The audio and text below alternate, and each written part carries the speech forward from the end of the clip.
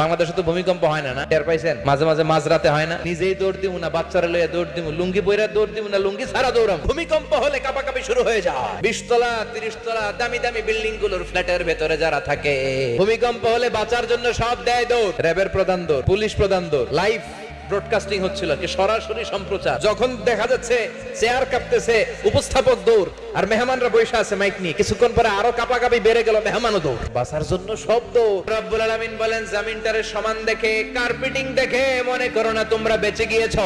South আফ্রিকার খুবা শহরে 60 metric ton ওজনের একটা উল্কা পড়েছিল, যেখানে পড়েছে পুরো জায়গাটা বিশাল খাদ হয়ে গিয়েছে। যে বিল্ডিং এ আমরা থাকি, রাত্রে বেলায় ঘুমাই আর ধুম্মা চলে ধুম দেখি, রাত ওই বিল্ডিং এ যদি একটা পড়ে, ডান্স ক্লাব গুলার উপর যদি পড়ে, পতিতালয় যেগুলো আছে ওগুলা যদি পড়ে, যেই হোটেল গুলার মধ্যে আকাম কুকাম হয় ওইটার উপর যদি পড়ে, আর মানে বেঁচে গেছো, পার পেয়ে গেছো মনে করো না। নিচ দিয়েও আযাব আছে, উপর দিয়েও আযাব আছে। চিল্লায় বলেন ঠিক কিনা?